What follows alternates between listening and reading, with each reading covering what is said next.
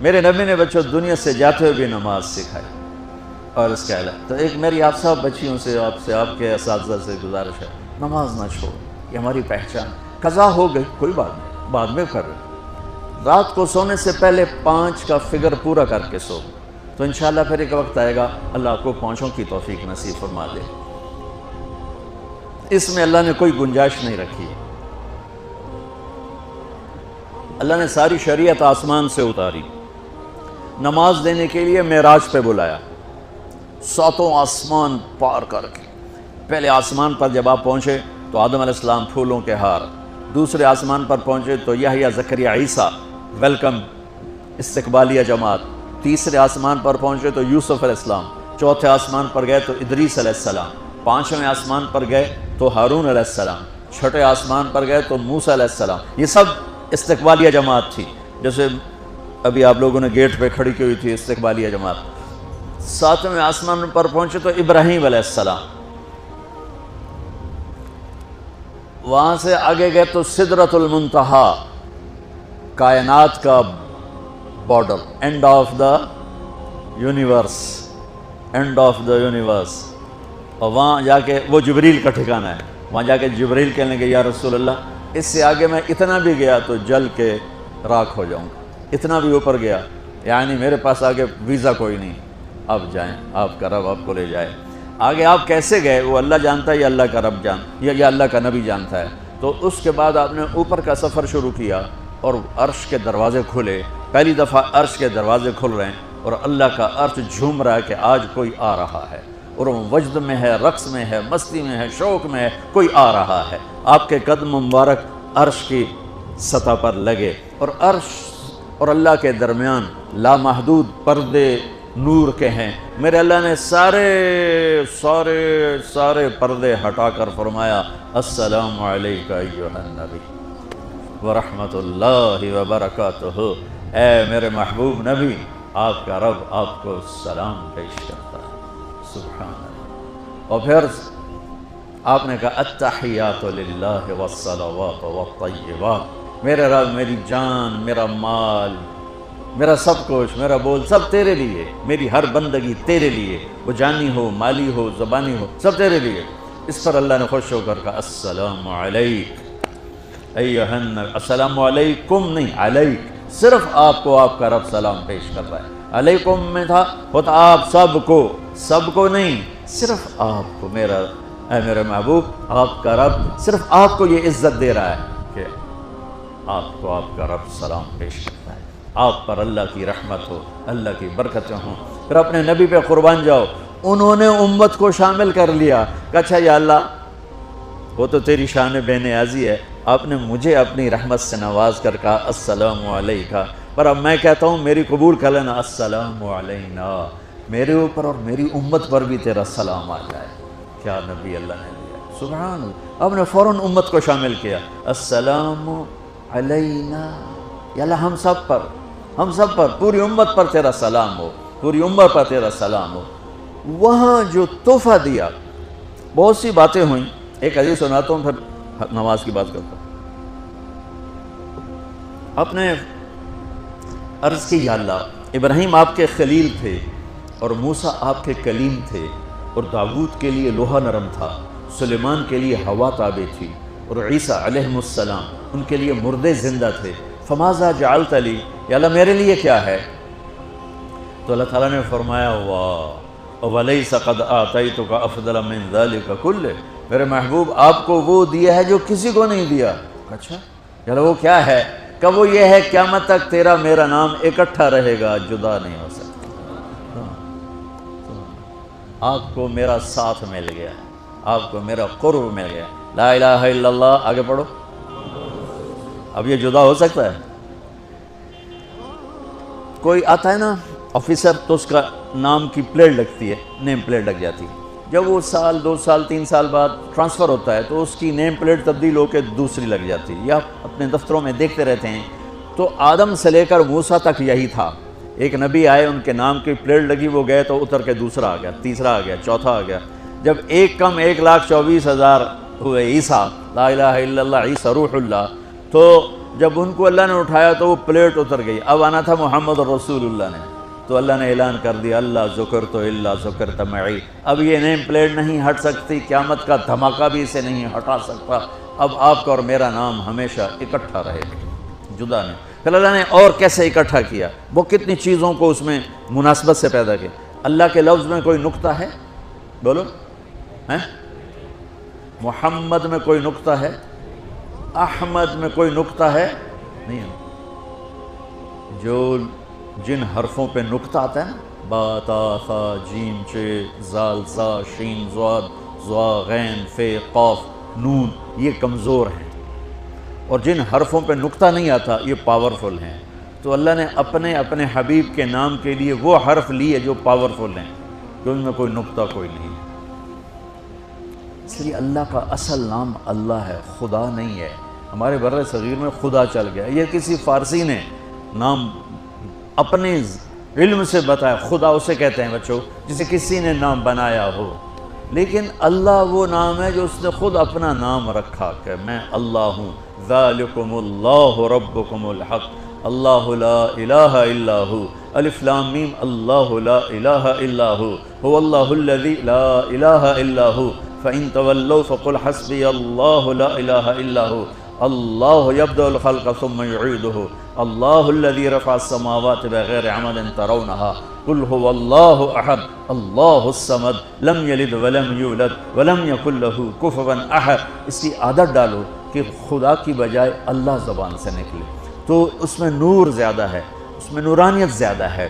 تو کوئی نقطہ نہیں تینوں پر۔ اب دوسری مناسبت، اللہ 4 حرف الف لام لام ہا، محمد 4 حرف میم ہا میم دال، احمد 4 حرف الف ہا میم دال، تو اللہ 4 محمد 4 احمد 4 حرف۔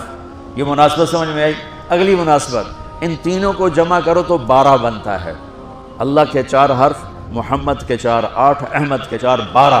جب اللہ نے کلمہ توحید جوڑا اور کلمہ رسالت ہمیں سکھایا تو لا الہ الا اللہ کے 12 حرف ہیں اور محمد رسول اللہ کے بھی 12 حرف ہیں۔ تو آپ نے کہا میرے محبوب آپ کو میں نے پتہ کیا دیا ہے؟ قیامت تک آپ کا نام میرے نام کے ساتھ رہے۔ وہاں 50 نمازیں دیں میرے محبوب، آپ کی امت کے مرد عورتوں کے لیے 50 نمازیں، اور میں قربان جاؤں اللہ کے نبی کی رضا پر، رضا بر قضا۔ ایک دفعہ نہیں کہا یا اللہ یہ 50 پڑھیں گے کیسے؟ سوال 50 کیسے پڑھیں گے؟ پتہ پہلی امتوں پہ کتنی نمازیں فرض تھیں؟ 2، فجر کی 2 رکعت، عصر کی 2 رکعت۔ میرے نبی اسی وقت آمین کہا اور واپس چل پڑے۔ میں نے کہیں پڑھا نہیں، لیکن مجھے لگتا ہے کہ موسیٰ کو اللہ نے خود ہی کھڑا کیا ہوگا کہ یہ میرا نبی 50 لے کے جا رہا ہے، مجھ سے کہا ہی نہیں میں کم کروں، تو موسیٰ اسے میرے پاس واپس بھیج۔ ورنہ موسیٰ علیہ السلام خود کیسے کھڑے ہو سکتے تھے؟ بہرحال چونکہ میرے ذہن کی بات ہے، پڑھی ہوئی بات نہیں ہے، تو میں اتنے دعوے سے نہیں کہہ سکتا۔ آگے موسیٰ علیہ السلام کھڑے تھے، حضور کیسی رہی ملاقات؟ کب 50 نمازیں ملی؟ کہنے کہ توبہ توبہ، کون پڑھے گا؟ اللہ کے واسطے واپس جائیں، تھوڑی کروا کے لائیں۔ تو آپ چھٹے آسمان پہ پہنچ چکے تھے، سدرۃ المنتہا سے چھٹا آسمان، لاکھوں کروڑوں سال کا فاصلہ، لیکن وہ یوں طے ہو رہا تھا۔ واپس گئے، یا اللہ کوئی تھوڑی کر دے، خفف عن امتی، تو اللہ کہتا ہے چلو ٹھیک ہے، ہم نے 5 ہی دینی ہیں، 45 معاف نہیں۔ اللہ کا 5 معاف، 45 لے کے واپس بھیج دیے۔ آگے پھر موسیٰ علیہ السلام کھڑے، چونکہ اللہ کے نبی نے پھر نہیں کہا کہ تھوڑی کریں۔ ہاں جی کتنی؟ کیا ہوا؟ کہ 5 معاف ہو گئیں۔ کہ نہیں یہ میں منت کرتا ہوں آپ واپس جائیں، انہوں نے کوئی نہیں پڑھنی، بہت زیادہ ہیں۔ پھر واپس اللہ نے پھر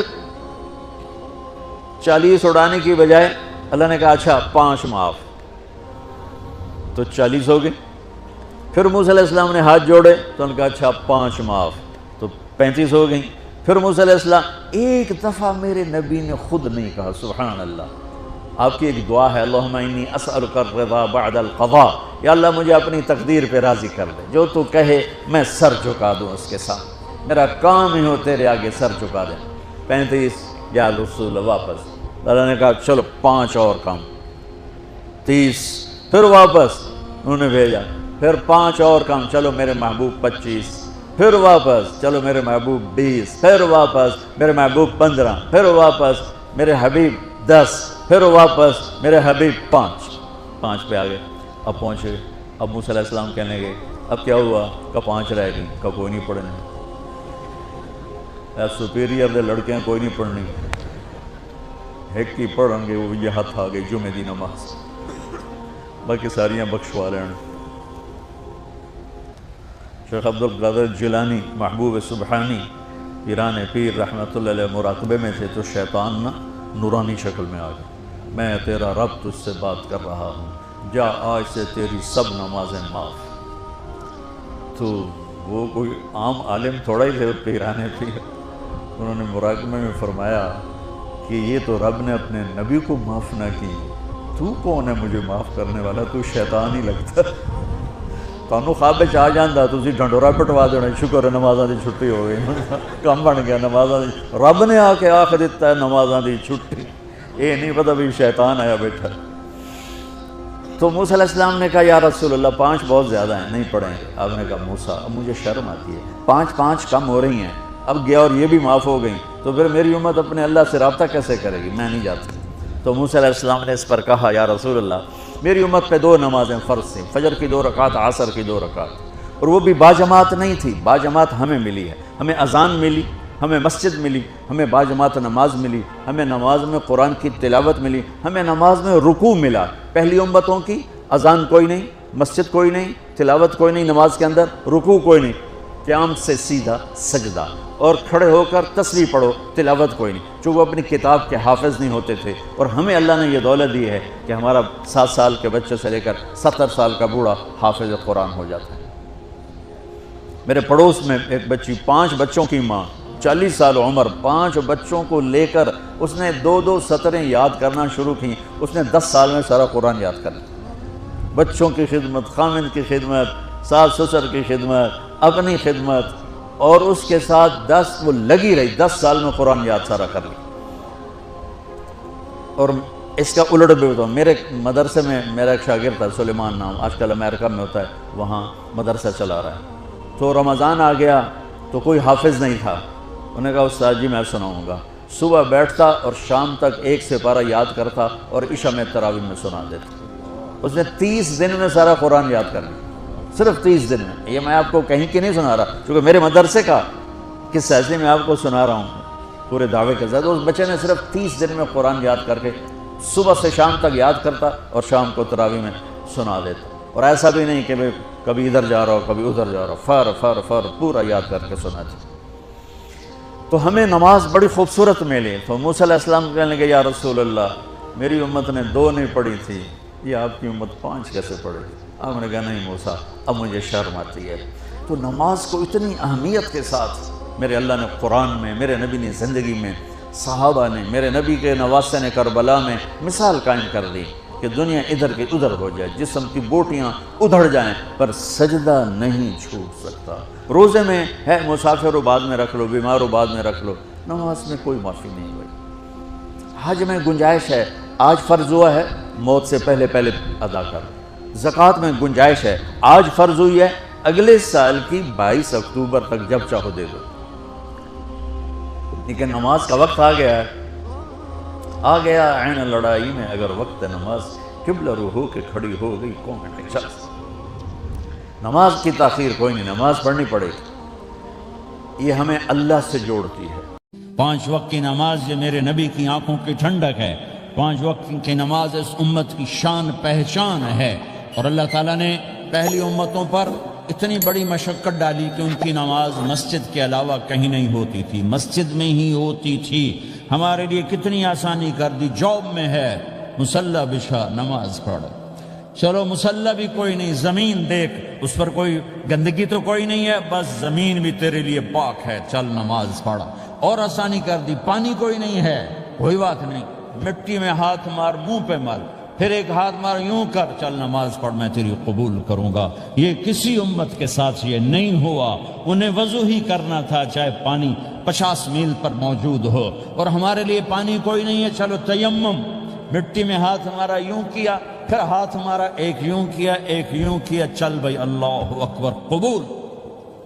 عمار بن یاسر رضی اللہ تعالیٰ عنہ سفر میں تھے، ان کو نہانے کی ضرورت ہو گئی، نائٹ فال ہو گیا، تو انہوں نے سوچا کہ ویسے تو آدمی کو وضو کی ضرورت ہوتی ہے تو خالی منہ پہ ہاتھ مارا اور یوں کونیوں تک، لیکن مجھے تو غسل کی ضرورت ہے، تو خالی اس سے تو کافی نہیں ہوگا۔ تو انہوں نے کپڑے اتارے، اکیلے تھے، ریت کے اوپر کبھی یوں لیٹے، کبھی یوں لیٹے، کبھی یوں لیٹے، 3-4 دفعہ یوں اور یوں رول ہوتے ہوتے پھر انہوں نے نماز پڑھی۔ آئے اللہ کے نبی کی بارگاہ میں، یا رسول اللہ مجھے رات کو نہانے کی ضرورت پڑ گئی، تو میں نے کہا وضو کے لیے تو خالی یہ 2 دفعہ کرنا کافی ہے، تو یہ تو نہانا تھا، تو میں تو ریت میں خوب رول ہوتا رہا۔ میرے نبی نے انما یکفیک ضربتان، ارے سیدھے بندے عمار، اس کے لیے بھی اتنا ہی کافی تھا کہ تو یوں کرتا اور یوں کرتا اور تو پاک ہو جاتا۔ اللہ نے اس نبی کے طفیل، اس محبوب مصطفیٰ صلی اللہ علیہ وسلم کے طفیل، اللہ نے کیا کیا سہولتیں اور آسانیاں ہمیں عطا فرمائی۔ پھر نماز 4 کی 2 رکعت کر دی کہ بھئی تم مسافر ہو 2 پڑھو، روزے میں سفر میں روزہ معاف کر دیا، بعد میں رکھ لینا، قضا کرنے کو کم، بالکل چھوڑنے کا نہیں، اور کہا گیا بھائی مریض ہو چھوڑ دو، مسافر ہو چھوڑ دو، اور نماز 2 رکعت کر دو، سنتیں چھوڑ دو۔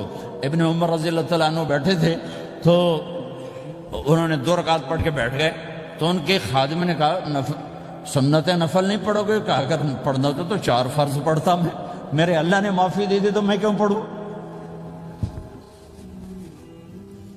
میرے نبی نے سفر میں سنتیں نہیں پڑھی کبھی، اپنی امت کو سہولت دینے، فجر کی سنتیں 2 پڑھتے تھے، اس کے علاوہ سنتیں نہیں پڑھی تاکہ میری امت کو سہولت ہو، آسانی ہو۔ ایک دفعہ بارش ہو رہی تھی اور کوئی جگہ نہیں تھی نماز پڑھنے کے لیے، تو آپ نے اپنی اونٹنی کو آگے کیا اور اس پر بیٹھ گئے، بیٹھے ہی تھے، پیچھے صحابہ نے اونٹنیوں پر ہی صفیں بنائیں، اور یہ نماز اونٹنی پہ بیٹھ کر ادا کی گئی۔ بارش کے اندر نماز اونٹنی کے اوپر نماز بھی ہو گئی، رکوع بھی ہو گیا، سجدہ بھی ہو گیا، سلام بھی ہو گیا۔ پہلی امتوں کے لیے نہیں تھا، سجدہ ہی کرنا پڑے گا۔ یہ اللہ کے محبوب مصطفیٰ صلی اللہ تعالی علیہ وسلم کی طفیل، میرے اللہ نے ہم پہ فضل و احسان کیا، تو میرے نبی کی زندگی میں عبادات میں نماز سب سے اعلیٰ نظر آتی ہے، سب سے نمایاں نظر آتی ہے۔ اور پھر بازار میں، گھر میں، دفتر میں، ماحول میں میرے نبی کے اخلاق، یہ زندگی کا دوسرا روشن پہلو ہے۔ میرے نبی کی ساری زندگی 2 لفظوں میں آتی ہے، عبادت اخلاق، عبادت اخلاق، یا 2 اور لفظ، حقوق اللہ حقوق العباد، حقوق اللہ حقوق العباد۔ حقوق اللہ میں نماز سب سے اعلیٰ، اور حقوق العباد میں لوگوں کی برداشت کرنا، لوگوں سے درگزر کرنا، معاف کرنا، جھوٹ سے بچنا، دھوکے سے بچنا۔ میرے نبی سے پوچھا گیا یا رسول اللہ مسلمان کنجوس ہو سکتا ہے؟ ہم نے کہا ہو سکتا ہے۔ یا رسول اللہ مسلمان کمزور ہو سکتا ہے، بزدل ہو سکتا ہے، ڈرپوک ہو سکتا ہے؟ آپ نے کہا ہو سکتا ہے۔ یا رسول اللہ مسلمان جھوٹ بول سکتا ہے؟ آپ نے کہا نہیں، جھوٹ نہیں بول سکتا، جھوٹ نہیں بول سکتا۔ ہاں، الا لعنت اللہ علی الکاذبین، جھوٹوں پہ اللہ کی لعنت۔ اس لعنت کے ساتھ 400 پاؤنڈ بچا لیے، 4000 بچا لیے، 4 ملین بچا لیے، 4 بلین بچا لیے، 4 ٹریلین بچا لیے، ساری دنیا کو بچا لیا، اور اوپر اللہ کی لعنت پڑی تو اللہ کی قسم گھاٹے کا سودا ہے۔ اور سچے ہو گئے، سچ بولا، یہ میں 100 پاؤنڈ کماتا ہوں، لے لو جو لینا ہے اس میں سے، یہ میں 1000 پاؤنڈ کماتا ہوں، لے لو جو لینا ہے، یہ میں 50,000 پاؤنڈ کماتا ہوں، لے لو جو لینا ہے، کہ مسلمان کی زبان سے جھوٹ نہیں نکلتا، سچ ہی بولتا ہے۔ آپ تشریف لے جا رہے ہیں، ایک آواز ہے یا رسول اللہ، آپ نے یوں دیکھا کوئی نظر نہیں آیا، پھر آواز ہے یا رسول اللہ، تو آپ نے دیکھا کہ ہرنی ڈیئر چھوٹی وہ کھڑی ہوئی رسی میں بندھی، تو آپ نے کہا کیا ہوا؟ کہا جی آپ کا صحابی مجھے پکڑ کے لایا ہے، میرے چھوٹے چھوٹے بچے بھوک سے رو رہے ہوں گے، آپ مجھے چھوڑ دیں، میں بچوں کو دودھ پلا کے واپس آ جاتا، مجھے پتا ہے میرے اللہ کی تقدیر میرے بارے میں کیا ہے۔ تو آپ نے کہا اگر تو واپس نہ آئی تو پھر؟ تو اس نے کہا مجھے اللہ جہنم میں ڈال دے۔ آپ نے اس کی رسی کھول دی، خود وہیں بیٹھ گئے، اس نے دوڑ لگائی اور پہاڑوں میں گم ہو گئی۔ تھوڑی دیر کے بعد وہ دوڑتی ہوئی آئی اور آ کے سر یا رسول اللہ میں حاضر ہو جاؤں، تو آپ نے اس کو باندھ کے وہیں آپ بیٹھ گئے نہیں۔ دیر کے بعد وہ صحابی آئے جنہوں نے اس کو شکار کیا تھا، پکڑا تھا، تو کہنے لگے ان کا یا رسول اللہ آپ یہاں کیسے؟ کہا میں ایک درخواست لے کر آیا ہوں۔ کہا کیا؟ کہ یہ ہرنی مجھے ہدیہ کر دو۔ کہا یا رسول اللہ سب کچھ آپ کا ہے، کہنے بس یہ ہدیہ کر دو۔ یا رسول اللہ حاضر۔ تو آپ نے اس کو لے کر رسی اس کی گردن سے نکالی کہ جا بچی اپنے بچوں کے پاس جا کے خوشی منا، سچ نجات دیتا ہے اور جھوٹ ہلاک کرتا ہے۔ ایک ہرنی جان کی بازی کھیل گئی سچ بولنے کے لیے، تم چند پونڈوں پہ جھوٹ بولتے ہو، ایمان کو برباد کر کے رکھ دیتے ہو۔ مسلمان جھوٹ نہیں بولتا، مسلمان دھوکہ نہیں دیتا، مسلمان کی زبان سے سخت بول نہیں نکلتا، کسی کو بے عزت نہیں کرتا، کسی کو کی بے اکرامی نہیں کرتا، کسی کا دل نہیں توڑتا، کسی کو ذلیل نہیں کرتا، خود سہتا ہے، اوروں کو خوشیاں دیتا ہے، خود دکھ سہتا ہے، اوروں کو راحت دیتا ہے، خود تکلیف سہتا ہے۔ یہ میرے نبی کے اخلاق ہیں، یہ میرے نبی کی زندگی ہے، اور یہ اسلام کا سب سے بڑا چیپٹر ہے، وہ سب سے مشکل چیپٹر ہے۔ جب میرے نبی نے لمبی نمازیں پڑھی تو اللہ نے روک دیا کہ میرے حبیب ما انزلنا علیک القرآن لتشقی، اتنی لمبی نماز نہ پڑھ کے تو تھک جائے۔ میرے نبی نے تبلیغ میں زور دکھایا تو اللہ نے روک دیا، فَلْتَذْهَبْ نَفْسُكَ عَلَيْهِمْ حَسَرَاتٍ، میرے نبی اتنا غم نہ کر کے آپ خود ہی آہیں بھرتے بھرتے آپ مر جائیں۔ میرے نبی نے مال سارا خرچ کیا، اللہ نے اس سے بھی روک دیا، وَلَا تَبْسُطْهَا كُلَّ الْبَسْطِ فَتَقْعُدَ مَلُومًا مَحْسُورًا، اتنا خرچ نہ کریں کہ آپ خود پھر دکھی ہو کے بیٹھ جائیں۔ خرچ کرنا بہت بڑا عمل، تبلیغ سب سے سارے عملوں کا سردار عمل، تبلیغ سے بڑا کوئی کام ہوتا تو اللہ نبیوں کو دیتا، اگر تبلیغ سے بڑھ کر کوئی کام ہوتا تو اللہ نبیوں کو دیتا، گشت سے بڑھ کر کوئی محنت ہوتی تو اللہ نبیوں کو دیتا۔ 950 سال نوح علیہ السلام گشتی کر رہے ہیں، اور اللہ کی مان لو، اللہ کی مان لو، اتنا عظیم عمل کا میرے نبی درمیانہ نماز سب سے بڑی عبادت، میرے نبی درمیانہ کام۔ لیکن جب میرے نبی نے اخلاق اچھے کیے، دشمن کو معاف کرنا، لیکن ایک آدمی آپ سوئے ہوئے تھے، آپ کی تلوار لٹکی تھی، ایک آدمی آیا، اس نے آپ کی تلوار اتاری اور یوں ماری پسلی میں، آپ اٹھ کے بیٹھ گئے۔ اب وہ قتل کے ارادے کے لیے آ چکا ہے اور تلوار یہاں ہے، کہتا من یمنعک منی، اب بول تمہیں کون بچائے گا؟ تو آپ نے مسکراتے ہوئے کہا اللہ، تو اس کے ہاتھ سے تلوار گر پڑی، تو آپ نے اٹھا لی، آپ نے یوں سیدھی کی، اب تو بچا، تجھے کون بچائے گا؟ وہ کہنے لگا مجھے تو ہی بچائے گا، وہ تو اللہ کو جانتا نہیں تھا، کہا بابا مجھے تو ہی بچائے گا۔ تو آپ کہتے اس کا سر اڑا دو، یہ نبی کو قتل کرنے آیا ہے۔ میرے نبی نے فرمایا کلمہ پڑھتے ہو؟ کہا نہیں پڑھتا۔ کہا جاؤ معاف کیا۔ یہ میرے نبی کے اخلاق ہیں۔ 20 سال جنہوں نے قتل کے منصوبے بنائے، قتل کے منصوبے، مکہ والے، جب آپ مکہ میں فاتحانہ داخل ہوئے، ابو سفیان سب سے زیادہ آپ کو دکھ پہنچانے والوں میں پیش تو آپ نے ابو سفیان کو عزت دی۔ جو ابو سفیان کے گھر میں داخل ہوگا اس کو کچھ نہیں کہا جائے گا۔ آپ تو ابو سفیان کو بلا کے سولی پہ لٹکاتے، اور آپ کہہ رہے ہیں جو ابو سفیان کے گھر میں جائے گا اسے کچھ نہیں کہا جائے گا، جو بیت اللہ میں ہوگا اسے کچھ نہیں کہا جائے گا۔ سارا مکہ سامنے، آپ یوں بیت اللہ کا دروازے پر یوں دونوں ہاتھ ایسے ٹکا کے کھڑے تھے، پھر آپ نے کہا میں کیا کروں گا اب تمہارے ساتھ؟ تو سہیل بن عمر نے کہا آپ کریم ہیں، کریم کے بیٹے ہیں، تو آپ نے کہا جاؤ میں نے معاف کیا۔ یہ اخلاق آج مٹ چکے ہیں، مردوں سے، عورتوں سے، علم والوں سے، خانقاہ والوں سے، تبلیغ والوں سے، سب زیرو ہوئے پڑے ہیں۔ جب تک یہ اخلاق زندہ نہیں ہوتے اسلامی زندگی قائم نہیں ہو سکتی، اسلامی معاشرت قائم نہیں ہو سکتی، اور دین دو چیزوں سے آگے پھیلتا ہے، ایک دعوت اور ایک اخلاق۔ دعوت اور اخلاق، دعوت نہیں ہوگی تو اخلاق وہیں پڑے رہ جائیں گے، اخلاق نہیں ہوں گے تو دعوت کوئی قبول نہیں کرے۔ میرے نبی نے کتنے معجزے دکھائے مکے میں، نہیں کلمہ پڑھا۔ بدر میں ان کے 70 مارے گئے، فرشتوں کو دیکھا، جبریل کے گھوڑے کی آواز سنی، کلمہ نہیں پڑھا۔ خندق میں شکست ہوئی، کلمہ نہیں پڑھا۔ پانی نکلتے دیکھا انگلیوں سے، کلمہ نہیں پڑھا۔ ایک بکرے کا ایک بازو پکایا، ایک بازو بکرے کا، ایک اگلا جو بازو تھا، اور 40 آدمیوں نے کھانا کھایا اور ایک بوٹی کم نہیں ہوئی، ایک بوٹی کم نہیں ہوئی، کلمہ نہیں پڑا۔ لیکن جب میرے نبی نے کہا جاؤ معاف کیا تو سارے ہی کلمہ پڑ گئے کہ واقعہ یہ اخلاق نبی کے ہو سکتے۔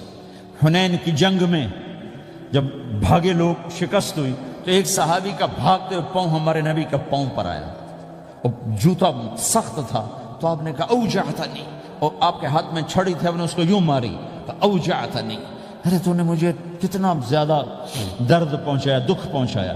وہ بیچارے پگھل کے رہ گئے اور پریشان ہو گئے، اور فرماتے ہیں سارا دن میں پریشان، ساری رات پریشان کہ اللہ کے نبی کو میں نے تکلیف پہنچائی، اب میرا کیا بنے گا۔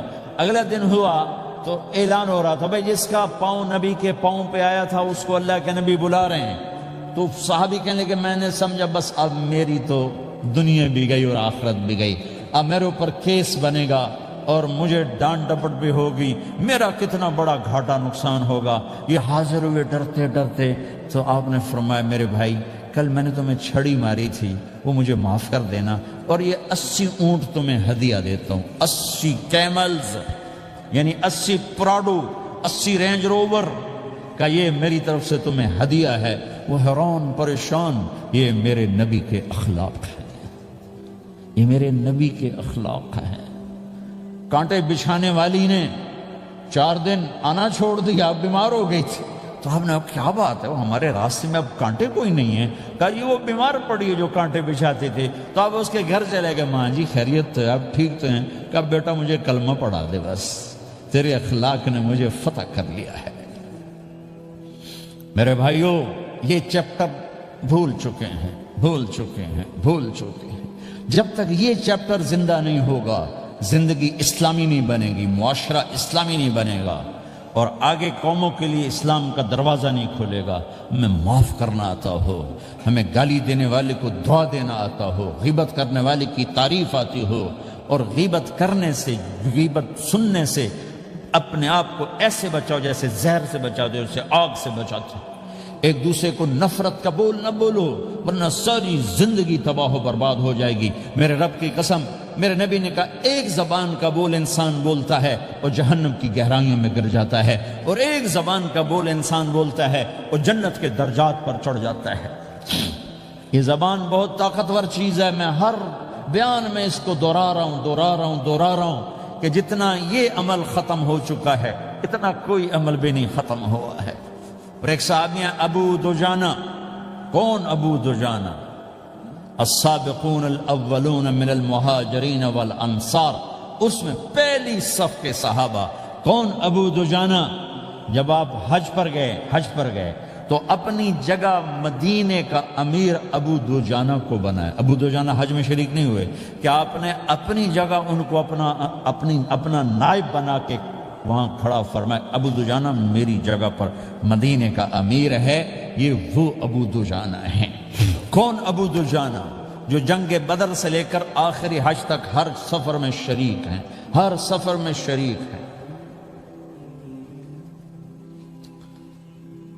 ان کی ایک بات میں بتانا چاہتا ہوں، پہلے تھوڑی سی ان کی ہسٹری بتانا چاہتا ہوں۔ کون ابو دجانہ؟ احد کی جنگ میں آپ نے تلوار اٹھائی، کہ اس تلوار کو کون لے گا؟ کئی صحابہ کھڑے ہو گئے۔ آپ نے کہا اس تلوار کا حق کون ادا کرے گا؟ سارے بیٹھ گئے، 3 آدمی کھڑے رہے، ایک زبیر بن عوام، ایک عمر بن خطاب، ایک ابو دجانہ۔ ان کا نام ہے سماک بن خرشنہ، سماک بن خرشنہ ان کا نام ابو دجانہ سے مشہور ہے۔ تو آپ نے تلوار نہ عمر کو دی، نہ زبیر کو دی، ابو دجانہ کو دی۔ تو عمر رضی اللہ عنہ نے تو محسوس نہیں کیا، حضرت زبیر نے محسوس کیا کہ اس کو کیوں دی، مجھے کیوں نہیں دی؟ میں مہاجرین میں سے ہوں، میں پھوپھی کا بیٹا ہوں، میں اس سے دلیری میں کم نہیں ہوں۔ بلکہ حضرت زبیر کی دلیری کی جو دھک تھی، جدھر سلوار چلتی تھی کاٹتی چلی جاتی تھی، کہنے کہ میں دیکھوں گا یہ کیا کرتا ہے۔ تو ابو دجانہ کے پیچھے پیچھے زبیر ہو لیے۔ تو ابو دجانہ نے جو حملہ کیا تو 3000 کا لشکر تھا، اس کو چیر کے پار نکل گیا، پورے لشکر کو کاٹ کے پار نکل گیا۔ اور آگے عورتیں کھڑی تھیں جو مکے کے لشکر کو تیار کر رہی تھیں۔ نحن بنات طارق نمشی علی النمارق مشل قتل بوارکی المسک فی المخالکی المسک فی المفارکی والدر فی المخالقی ان تقبلوا نعانکی وتدبروا نفارقی فراق غیر وامقی. یہ گانا گا رہی تھی اور ان کو تیار کر رہی تھیں. تو جب ابو دجانہ کی تلوار نظر آئی تو سب بھاگی. ہندا پکڑی گئی تو آپ نے یوں اپنی تلوار ہندا کے سر پر رکھی. انہوں نے چیخ ماری, تلوار ہٹا دی. تو زبیر پیچھے پیچھے کیا کیا ہے؟ جنگ میں اگر کوئی عورت حصہ لے اسے مارنا جائز ہے, ویسے جائز نہیں ہے. عورت کو, بچے کو, بوڑھے کو ہاتھ لگانا جائز نہیں ہے. تو انہوں نے کہا تلوار کیوں نہیں چلائی؟ کہا میرے محبوب کی تلوار ہے, عورت کے خون سے رنگین کر کے اس کی شان نہیں گھٹانا چاہتا, یہ میرے نبی کی تلوار. پھر واپس ہوئے, پھر اٹیک کیا اور پھر مجمع کو چیر دیا. سامنے ایک آدمی آ رہا تھا ہاتھی کی طرح, اتنا لمبا موٹا تازہ. تو زبیر کہنے لگے میرے جی میں آیا کبھی اس کی ٹکر ہونا پھر میں دیکھوں ابو دجانہ کیا چیز ہے. تو اللہ کا کرنا ایسا ہوا, ابو دجانہ دونوں آمنے سامنے ہو گئے. تو وہ ایسے شاہ سوار تھے کہ دونوں طرف کے لشکر ذرا تھم گئے اور وہ دونوں بھڑ گئے. ابو دجانہ کے اپنے جوہر, اس پہلوان کے اپنے جوہر, غبار اٹھا, مٹی اٹھی, اور اس کی اپنی طاقت, ان کی اپنی طاقت. انہوں نے ابو دجانہ کو اس نے زخمی کر دیا. ابو دجانہ نے جو جوش میں آ کے ماری تلوار, اس کو لگی یہاں, تو اتنی طاقت سے لگی کہ اس کے نیچے اتر کر 2 ٹکڑوں میں تقسیم کر دی. یوں ماری تو ایک حصہ ادھر, ایک حصہ. پھر یوں دیکھا اور اپنے چہرے سے لوہے کی ٹوپی اتاری. اما ترا انا ابو دجانہ, کیا دیکھ رہے ہو؟ میں ہوں ابو دجانہ. تلوار صحیح لی ہے میں نے, غلط نہیں لی. یہ ابو دجانہ ہیں. اور جب شکست ہو گئی احد کی جنگ میں, اور پھر 10-12 آدمی نے آپ کو گھیرے میں لیا ہوا تھا. ان میں ایک ابو بکر تھے, عمر تھے, علی تھے, طلحہ تھے, زبیر تھے, سعد بن ابی وقاص تھے, اور سہل بن حنیف تھے, عبادہ قتادہ بن نعمان تھے, اور ابو دجانہ تھے رضی اللہ تعالی عنہم. ان میں سے ایک ابو دجانہ بھی تھے. اور یمامہ کی جنگ میں ابو دجانہ شہید ہوئے. یمامہ کی جنگ میں شہید ہوئے. یہ ابو دجانہ کی تھوڑی سی سیرت آپ کے سامنے آئی ہے. اس کے بعد اب آپ ان کے قول کو سنو تاکہ اس کا وزن آپ کے سامنے آئے. یہ بدر کے شریک ہیں. اللہ کے نبی نے کہا بدر کا صحابی جو مرضی کرے بخشا گیا. یہ صلح حدیبیہ کے شریک ہیں. اللہ نے قرآن میں کہا لقد رضی اللہ, میں ان سے راضی ہو گیا. یہ صحابی ہیں. اللہ نے کہا کلا وعد اللہ الحسنى, اے میرا نبی تیرے ہر صحابی کے لیے جنت کا وعدہ ہے. اور اب یہ کیا کہتے ہیں؟ یہ کیا کہتے ہیں لوگوں؟ ان ارجع عملی عند, لوگوں میرے پاس, ابو دجانہ میرے پاس بخشش کا سب سے بڑا عمل جانتے ہو کیا ہے؟ بدر نہیں, احد نہیں, حدیبیہ نہیں, خندق نہیں, خیبر نہیں, فتح مکہ نہیں, آخری حج نہیں. کیا ہے؟ کیا ہے لوگوں؟ ان ارجع عملی عندی, میرے پاس آخرت میں بخشش کا سب سے بڑا عمل بس ایک ہے کہ ما آذیت احدا بلسانی, میں نے اپنی زبان سے کبھی کسی کو دکھ نہیں پہنچایا. ولا اجد فی قلبی غلا لاحد, اور میرے دل میں کسی کے لیے بغض کوئی نہیں ہے, بس یہ میری بخشش کا عمل ہے. تو بھائیو, نبی کے اخلاق میں 2 چیزیں لے لو. ایک زبان سے کسی کو دکھ نہ دو, ایک دل میں کسی کا بغض نہ رکھو. اللہ کی قسم بغیر حساب کتاب کے جنت میں جاؤ گے. بڑے بڑے جنید بغدادی اور بڑے بڑے معرفت والے تمہیں دیکھتے رہ جائیں گے. تمہاری رفتار اتنی تیز ہوگی کہ تمہیں وہی پکڑ سکے گا جس کا یہ 2 عمل تم سے زیادہ اچھا ہوگا. جس روڈ پہ رش ہوتا آپ وہاں سے گاڑی ہٹا لیتے ہو, ادھر نہیں جانا, ادھر رش ہے, وہ سائن وغیرہ آپ کو آ جاتے ہیں کہ بھائی ادھر بلاک ہے, ادھر نہیں جانا, ادھر جانا ہے. تو جہاں روڈ پہ رش ہوتا ہے تو قیمتی سے قیمتی گاڑی کی رفتار بھی آہستہ ہو جاتی, اور جہاں روڈ خالی ہوتا ہے تو پرانی گاڑی بھی بھاگے جا رہی ہوتی. ہمارے یہاں پرانی گاڑی ہوتی ہے نا, پرانی بسوں کے پیچھے لکھا ہوتا ہے نہ انجن کی خوبی نہ ڈرائیور کا کمال, خدا کے سہارے چلی جا رہی ہے. اور جس کے پاس ایسی گاڑی ہو, نہ انجن کی خوبی نہ ڈرائیور کا کمال, تو اگر اس کو روڈ خالی مل جائے تو وہ تو مرسیڈیز والے سے پہلے پہنچے گا، رینج روور والے سے پہلے پہنچے گا، بینٹلی والے سے پہلے پہنچے گا، رولز رائس والے سے پہلے پہنچے گا، جو وہ تو پھنسی کھڑی ہے اور اس کا روڈ ہی خالی ہے۔ تو میرے بھائیوں، یہ میں ایک مثال دیتا ہوں، عبادات کی روڈ پہ بہت رش ہے، نمازی بے شمار ہیں، روزے دار بے شمار ہیں، عمرے والے بے شمار ہیں، حج والے بے شمار ہیں، اور تہجد گزار بے شمار ہیں، علماء بے شمار ہیں، حافظ بے شمار ہیں، ذکر والے بے شمار ہیں، بہت رش ہے، تبلیغ والے بے شمار ہیں، لیکن جو اخلاق والا روڈ ہے نا، یہ خالی پڑا ہے۔ اس پہ موٹر زوکی پہ چڑھ کے آ جاؤ تو سب سے آگے نکل جاؤ، سائیکل پہ چڑھ کے آ جاؤ تو سب سے آگے نکل جاؤ، کہ روڈ ہی خالی ہے۔